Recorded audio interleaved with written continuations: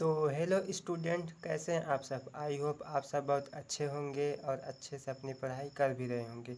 तो हमने पिछली क्लासों में देखा था आर्टिकल 1 से लेके 10 तक।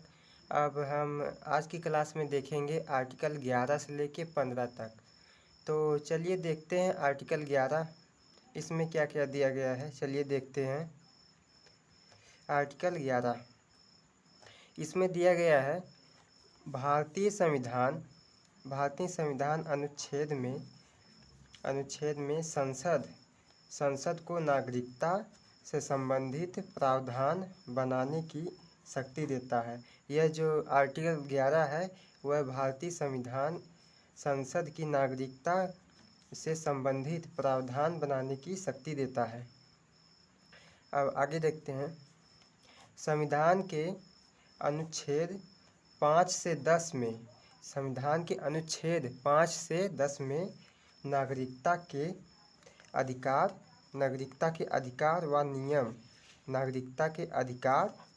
व नियम बताए गए हैं। इसमें जैसे कि 5 से 10 आर्टिकल में नागरिकता का अधिकार और नियम बताया गया है तथा 11 में यह बताया गया है कि संसद की नागरिकता से संबंधित प्रावधान की शक्ति देता है। तो चलिए अब आगे देखते हैं और इसमें क्या क्या दिया गया है।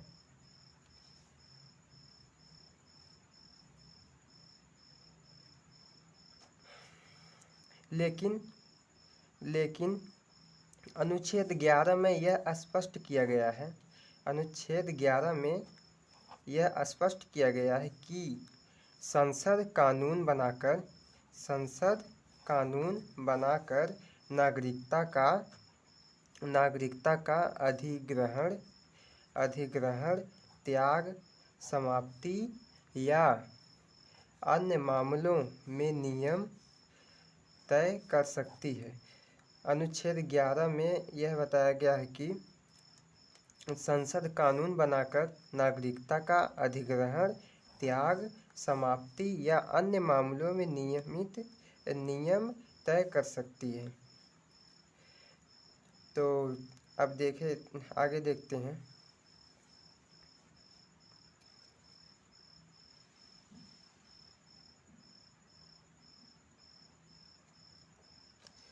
इसका उद्देश्य यह है कि यह जो आर्टिकल 11 है इसका उद्देश्य यह है कि समय तथा परिस्थितियां के अनुसार नागरिकता के कानून में बदलाव संभव हो सके। जो समय है और परिस्थितियों के अनुसार नागरिकता के कानून में बदलाव हो सके, यह आर्टिकल 11 में दिया गया है। तो अगर आपको क्लियर है तो अब चलते हैं आर्टिकल 12 की ओर। और जो इसमें प्रॉब्लम है या कोई भी क्वेश्चन हो तो वो आप नीचे कमेंट में कर दीजिएगा। तो चलते हैं आर्टिकल 12 की ओर।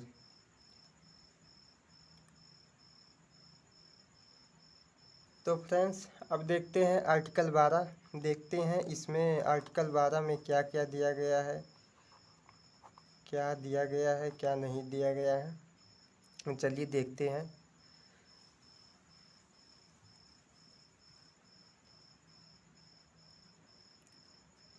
भारतीय संविधान अनुच्छेद 12 के अनुसार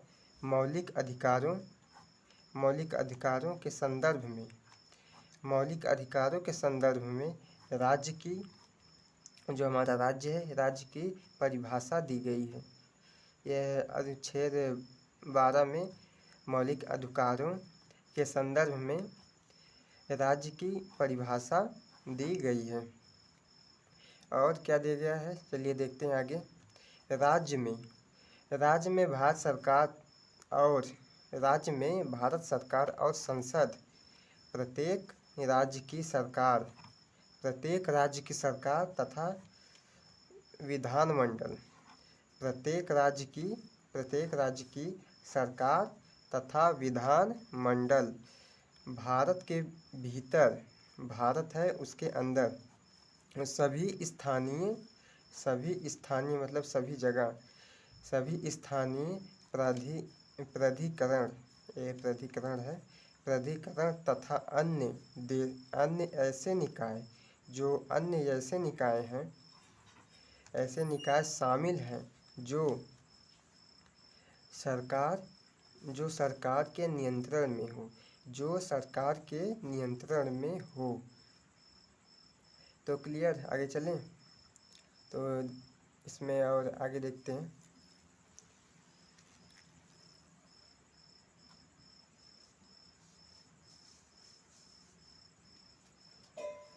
इसका उद्देश्य यह है कि यह जो आर्टिकल 12 है, इसका उद्देश्य यह है कि मौलिक अधिकारों के उल्लंघन की स्थिति, मौलिक अधिकारों के उल्लंघन की स्थिति, ये उल्लंघन है, उल्लंघन की स्थिति में व्यक्ति न केवल, कोई भी व्यक्ति हो, न केवल केंद्र या राज्य सरकार के खिलाफ, न केवल केंद्र या राज्य सरकार के खिलाफ, बल्कि उन सभी संस्थाओं के खिलाफ भी न्यायालय में जा सकता है। जैसे कि कोई भी व्यक्ति है, कोई भी व्यक्ति मौलिक अधिकारों के उल्लंघन की स्थिति में, कोई भी व्यक्ति मौलिक अधिकारों के उल्लंघन की स्थिति में न केवल केंद्र, राज्य या सरकार के खिलाफ, बल्कि उन सभी संस्थाओं के खिलाफ, न्यायालय में जा सकता है, जो सरकारी नियंत्रण या अधिकार के अधीन हो। तो क्लियर है, ये था आर्टिकल 12। और अगर कोई भी क्वेश्चन हो तो कमेंट कर देना। तो अब चलते हैं आर्टिकल 13 की ओर। तो अब चलें आर्टिकल 13 की ओर। ये क्लियर है, यह है आर्टिकल 12, क्लियर है। तो अब चलते हैं आर्टिकल 13 की ओर। तो फ्रेंड्स, अब देखते हैं आर्टिकल 13, इसमें क्या क्या दिया गया है। चलिए अब देखते हैं। जो मौलिक अधिकारों की सुरक्षा निश्चित करता है, जो आर्टिकल 12 के अनुसार जो आर्टिकल 13 के अनुसार जो मौलिक अधिकारों की सुरक्षा सुनिश्चित करता है, इसके अनुसार संविधान लागू होने के बाद, यह जो आर्टिकल 13 है, इसके अनुसार संविधान लागू होने के बाद संसद या राज्य, जैसे संसद हो या राज्य, विधानमंडल द्वारा बनाए गए ऐसे किसी भी कानून जो मौलिक अधिकारों के विपरीत हो, उन्हें शून्य या अमान्य माना जाएगा। जैसे कि आर्टिकल 13 में यह दिया गया है कि जो मौलिक अधिकार सुरक्षा सुनिश्चित करता है, इसके अनुसार संविधान लागू होने के बाद संसद और राज्य विधानमंडल द्वारा बनाए गए ऐसे किसी भी कानून जो मौलिक अधिकारों के विपरीत हो, उन्हें शून्य या अमान्य माना जाएगा। तो क्लियर, चले आगे चलें अब। तो चलिए अब आगे चलते हैं।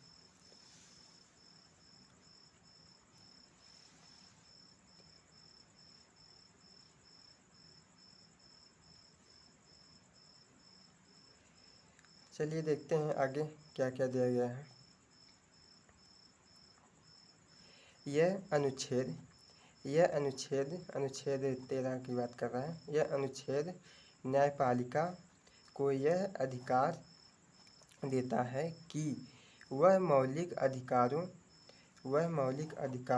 का उल्लंघन करने वाले कानून को रद्द कर सके। साथ ही संविधान से पहले बने ऐसे कानून जो मौलिक अधिकारों से टकराते हैं संविधान से पहले बने ऐसे कानून जो मौलिक अधिकारों से टकराते हैं उतने हिस्से में अमान्य होंगे और यह प्रावधान नागरिकों के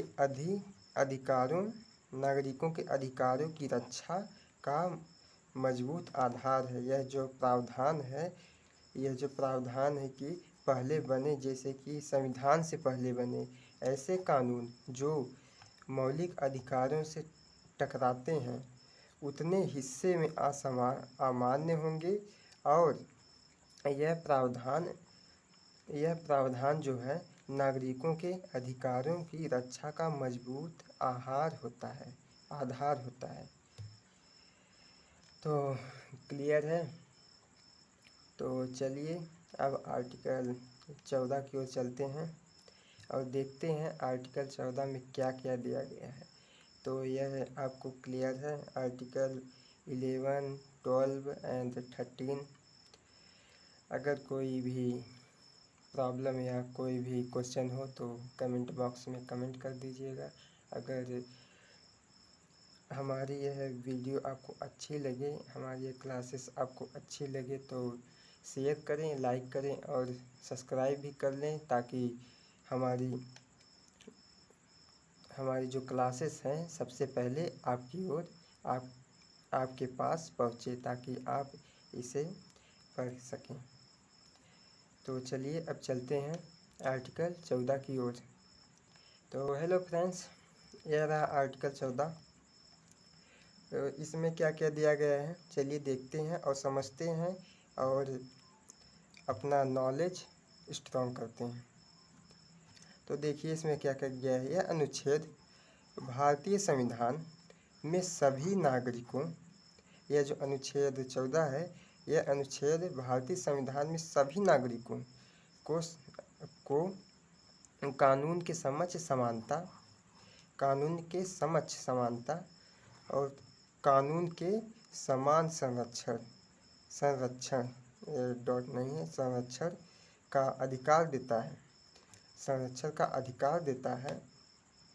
इसका अर्थ यह है कि यह जो आर्टिकल 14 है इसका अर्थ और इस संरक्षण का अधिकार देता है, इसका अर्थ यह है कि राज्य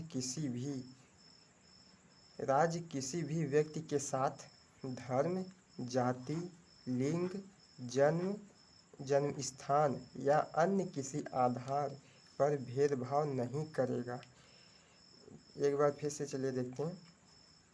भारतीय संविधान में सभी नागरिकों को कानून के समक्ष समानता, कानून के समान संरक्षण का अधिकार देता है। इसका अर्थ यह है कि राज्य किसी भी व्यक्ति के साथ धर्म, जाति, लिंग, जन्म स्थान या अन्य किसी भी आधार पर भेदभाव नहीं करेगा। तो आगे देखते हैं। क्लियर है। चलिए आगे चलते हैं।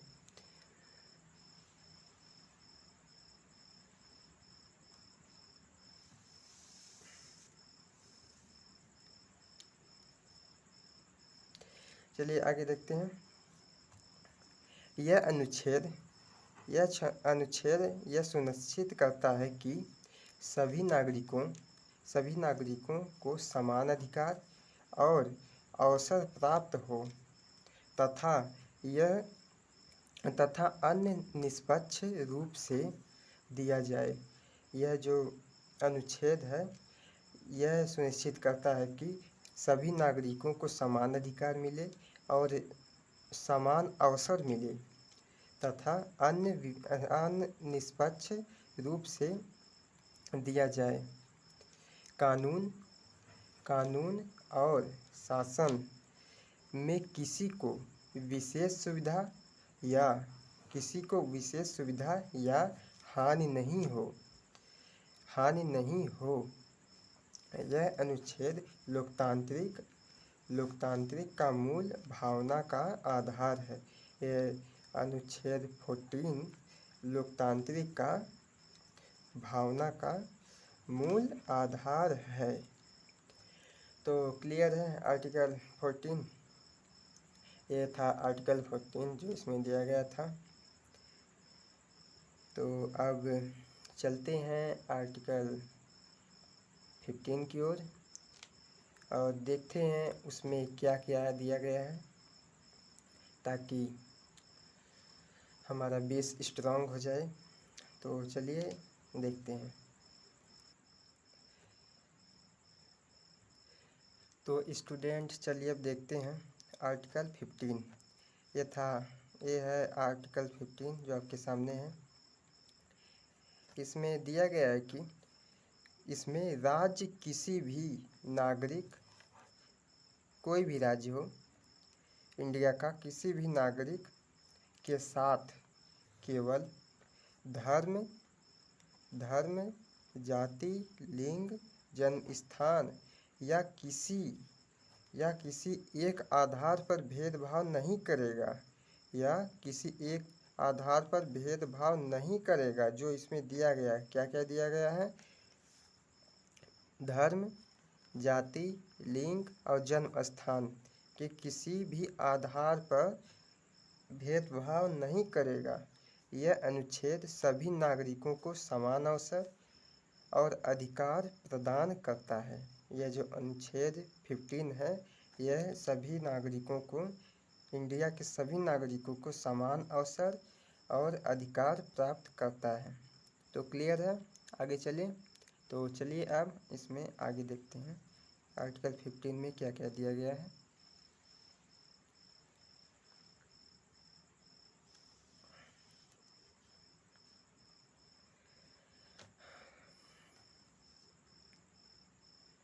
तो आगे देखिए, इसमें तहत सार्वजनिक स्थानों, दुकानों, होटलों, कुओं, तालाबों तथा अन्य सार्वजनिक सुविधाओं का उपयोग सभी के लिए समान रूप से खुला है। इस आर्टिकल 15 में यह दिया गया है कि स्थानों, दुकानों, होटलों, कुओं, तालाबों और अन्य सार्वजनिक सुविधाओं का उपयोग सभी के लिए समान होगा। किसी भी व्यक्ति के लिए इसका भेदभाव नहीं किया जाएगा। तो क्लियर? आगे देखते हैं।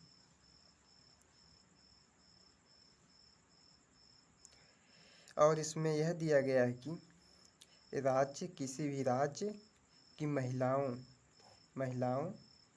और बच्चों तथा अन्य सामाजिक शैक्षिक लिखा है तथा अन्य सामाजिक शैक्षिक रूप से पिछड़े वर्गों के लिए विशेष प्रावधान बनाने की अनुमति देता है। ये क्या करता है? महिलाओं, बच्चों तथा सामाजिक या शैक्षणिक रूप से पिछड़े जो वर्ग हैं, जैसे SC हुआ, ST हुआ, ये सब पिछड़े वर्ग हैं। तो इससे पिछड़े वर्गों के लिए विशेष प्रावधान बनाने की अनुमति देता है ताकि कोई भी सुविधाएं हो उन तक भी पहुंच जा सकें। तो कैसी रही ये क्लास? तो अगर आपको क्लासेस अच्छी लगती हैं तो आप इसे डेली देखने के लिए हमें सब्सक्राइब कर सकते हैं और ताकि हमारी हर क्लासेस आपको मिलती रहें और सबसे पहले पहुँचें।